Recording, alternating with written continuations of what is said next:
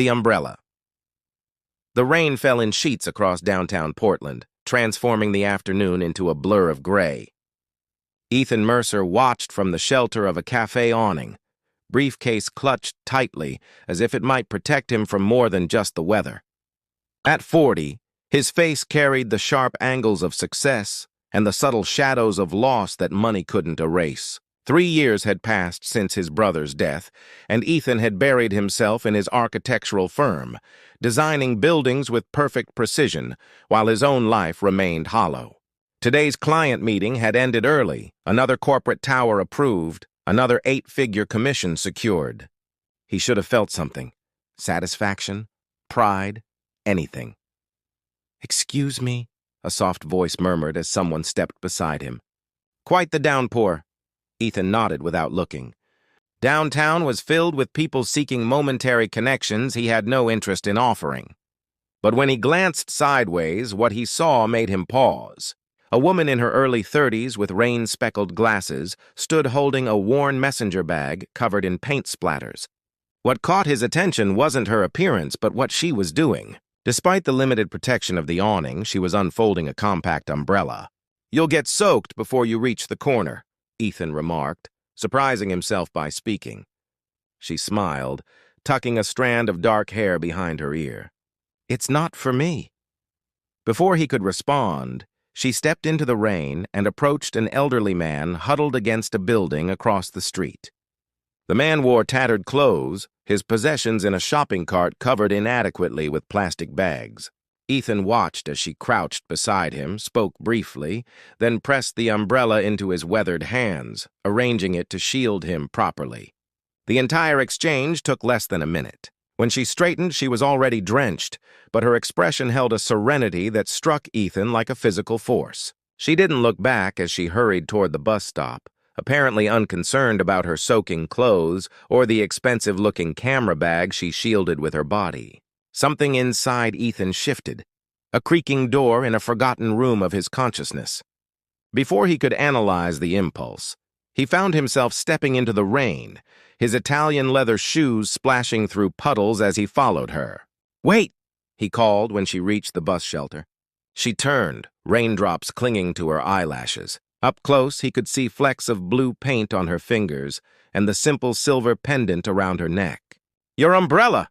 Ethan said awkwardly, gesturing toward the man. "That was something anyone would do," she finished, but the sincerity in her eyes suggested she knew better. Few people would. "I'm Ethan," he said, offering his hand before he could stop himself. "Lily," she replied, her grip firm despite her delicate fingers. "Lily Chen." The 15 bus pulled alongside them with a hydraulic sigh. "That's mine," she said, stepping backward. "Nice to meet you, Ethan." As the bus pulled away, Ethan remained standing in the rain, watching until it disappeared around a corner. For the first time in 3 years, he felt something stir within him, curiosity perhaps, or something more unsettling. That night, in his penthouse overlooking the city lights, Ethan found himself sketching a face he'd only seen for moments, wondering what kind of person gave away shelter during a storm and smiled about it afterward. Canvas of memories. The gallery was smaller than Ethan expected, tucked between a bookstore and a coffee shop in the Arts District. "Painted Dreams," read the hand-lettered sign with operating hours that suggested it was a one-person operation.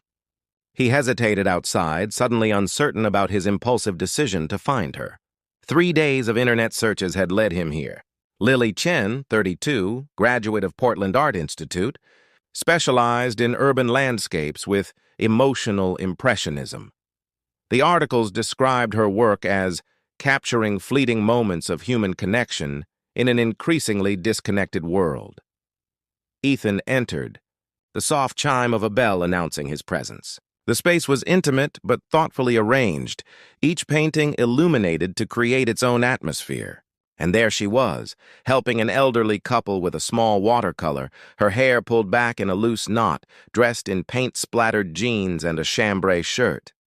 She looked up, recognition dawning slowly. "The man from the rain," she said, excusing herself from the customers. "I hope I'm not intruding."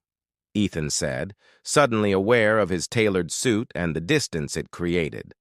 Not at all. I'm surprised you found me. He gestured vaguely. I was interested in local artists. Her smile suggested she didn't quite believe him but wouldn't challenge the pretense. Well, feel free to look around. I'm just finishing up with the Hendersons. Ethan moved through the gallery, genuinely surprised by what he found. Her paintings weren't merely scenes, they were emotions rendered visible. A park bench with 2 empty coffee cups, an elderly couple's intertwined hands on a bus, a child's abandoned teddy bear being returned by a stranger. Each captured something essential and fleeting. He stopped before a larger canvas, a rainy street corner with a blurred figure extending an umbrella to someone unseen at the edge of the frame. The perspective was from above, as if the viewer were watching from a distance, excluded from the intimacy of the moment. That one isn't for sale, Lily said, appearing beside him after her customers departed. It's from the other day, Ethan observed. You work quickly, she touched the frame gently. Some moments demand to be preserved before they fade. I'd like to commission something, he said abruptly. A painting for my office. Her eyebrows lifted slightly. You haven't even asked my rates. They don't matter. They should, she countered. Value isn't determined by what someone can afford to pay, but what something means to them. Her directness caught him off guard. What would you suggest?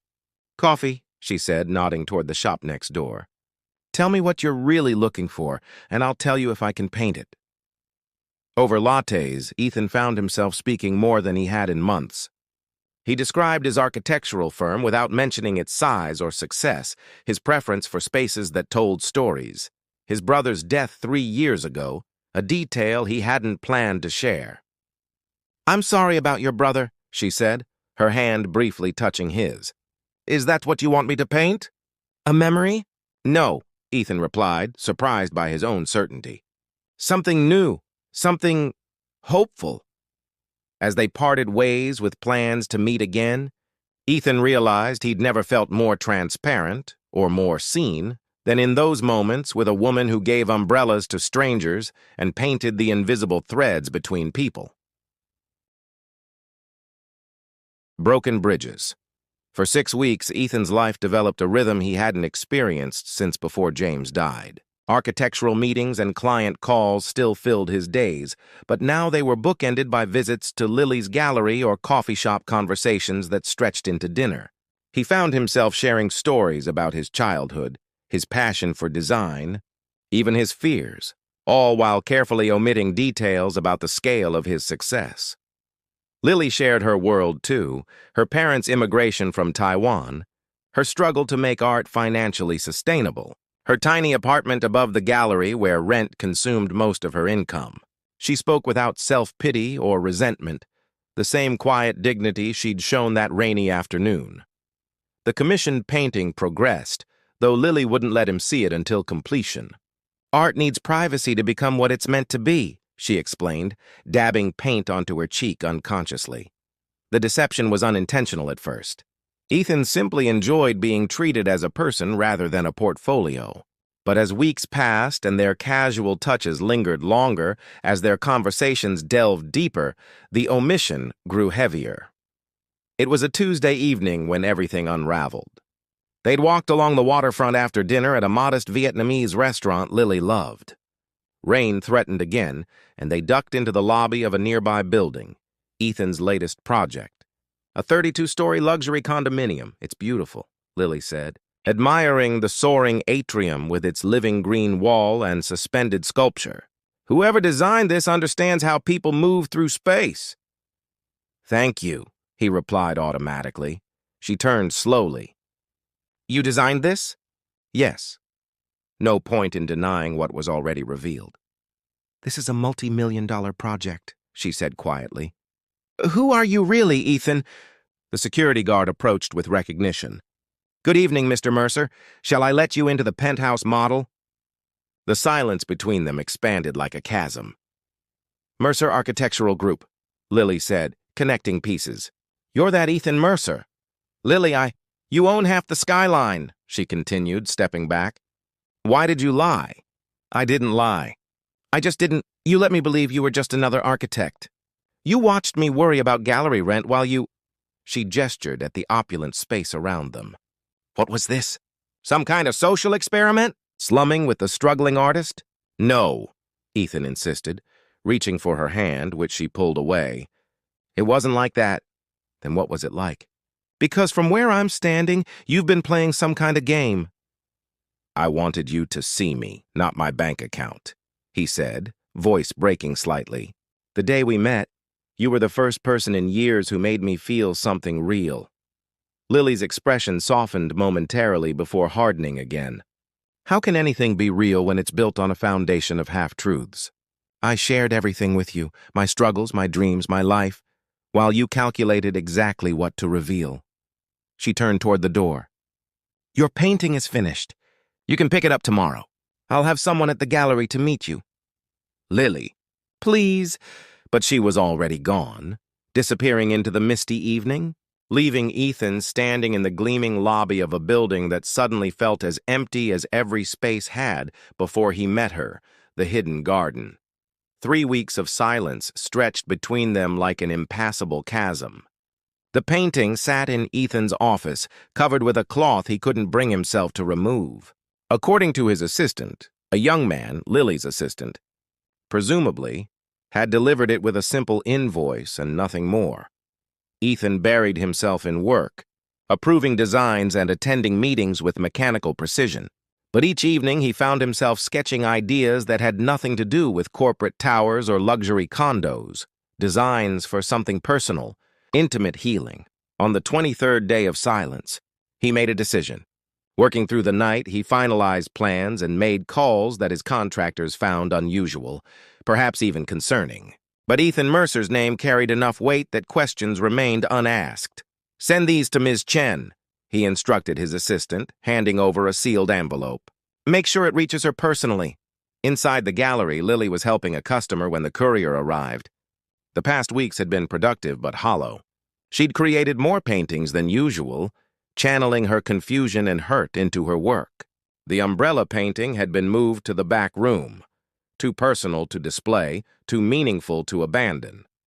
After the courier left, she stared at the envelope for a long time before opening it. Inside was not a letter, but an address, a time, and a simple request. Please come. No obligations. Just 5 minutes to show you something. Her instinct was to refuse, to protect herself from whatever game this wealthy man might be playing. But curiosity, or perhaps something deeper, won out.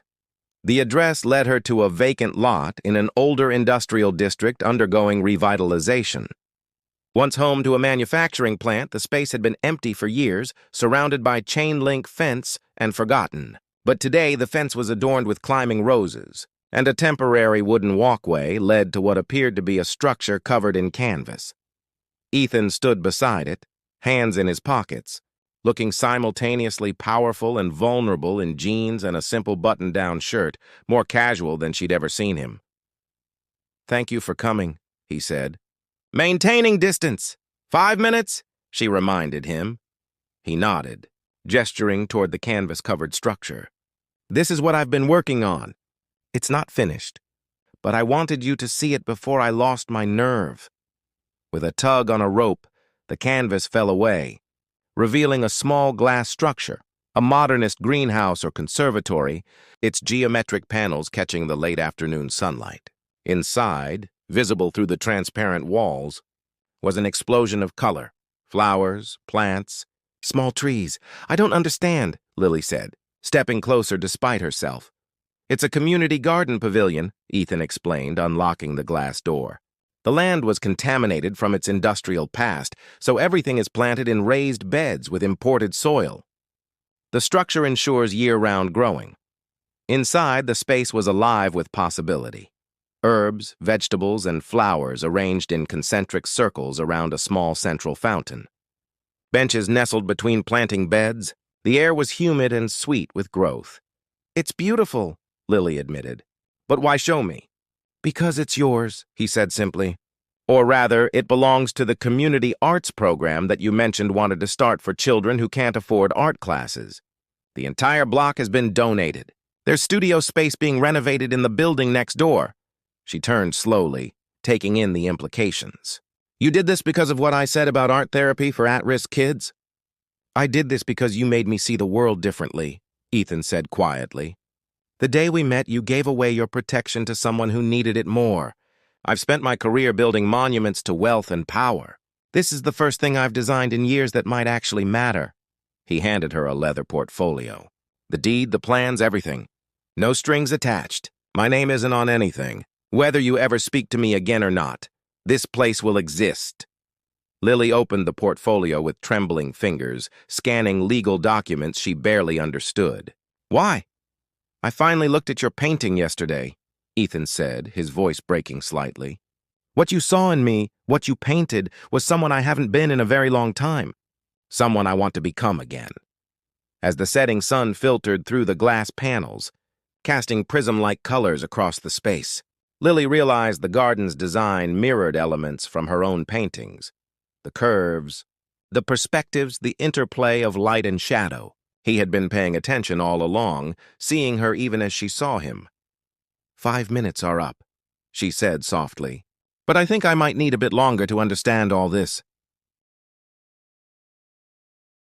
Rain-soaked promises. Autumn returned to Portland, bringing familiar rains that washed the streets clean and filled the air with the scent of wet leaves and possibility. The community garden pavilion, now known simply as the Glass Garden, had opened with little fanfare but immediate impact. Neighborhood children gathered there after school, tending plants and creating art under Lily's guidance. Ethan kept his distance, honoring his promise that the project came without obligations. He'd thrown himself into a new direction professionally, focusing on sustainable community spaces and affordable housing designs. His corporate clients were confused by his shifting priorities, but the passion in his presentations was persuasive. They moved in separate orbits, connected by invisible threads but never intersecting, until the first anniversary of their meeting arrived with an October downpour that matched the day they'd first encountered one another. Lily was closing the garden, helping the last young artists gather their supplies as rain drummed against the glass ceiling. When the children had departed with parents and caretakers, she stood alone, watching water stream down the transparent walls, creating living patterns of light and shadow. A knock at the door startled her. Through the rain-blurred glass, a familiar silhouette waited. She opened the door to find Ethan standing there, as drenched as he'd been that first day, holding something in his hands. I thought you might need this, he said, offering a familiar compact umbrella, the same one she'd given to the homeless man a year ago. How did you... I found him, Ethan explained. He's in permanent housing now, part of a program my foundation started. When I mentioned you, he insisted I return this. Said it had brought him luck. Lily took the umbrella, her fingers brushing his. You've been busy. Trying to be worthy of what you saw in me, he replied. The rain intensified, cascading down in sheets that transformed the garden into a watercolor painting, edges blurring, colors bleeding into one another. I never showed you what I painted, Lily said suddenly. I've seen it. It's in my office, she shook her head. You haven't unwrapped it, have you? Ethan's silence confirmed her suspicion. I thought so, she said, stepping closer. It's not what you think.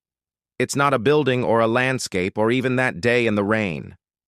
It's you, sitting across from me at the coffee shop laughing at something I said. The moment I realized I was falling in love with you. The word hung between them, fragile and monumental. I was afraid, Ethan admitted, his voice barely audible above the rain. Not of losing money or status or control. I was afraid of feeling anything again after James died. Then you gave away your umbrella, and something broke open inside me.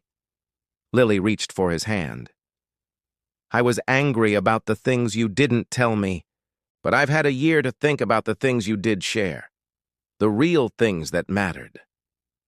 I've changed, he said, his fingers intertwining with hers. We both have. Outside, the storm continued unabated. Inside the glass garden they had created. Together, one through vision, the other through inspiration, they stood surrounded by growth and renewal. "I'd like to start again," Ethan said. "No omissions this time?" Lily smiled, the same smile that had caught his attention a year before. "I think we already have." She unfolded the umbrella and held it over both of them as they stepped outside into the rain. Unlike their first meeting, they walked together, sheltered by the same small canopy, their steps aligned and unhurried.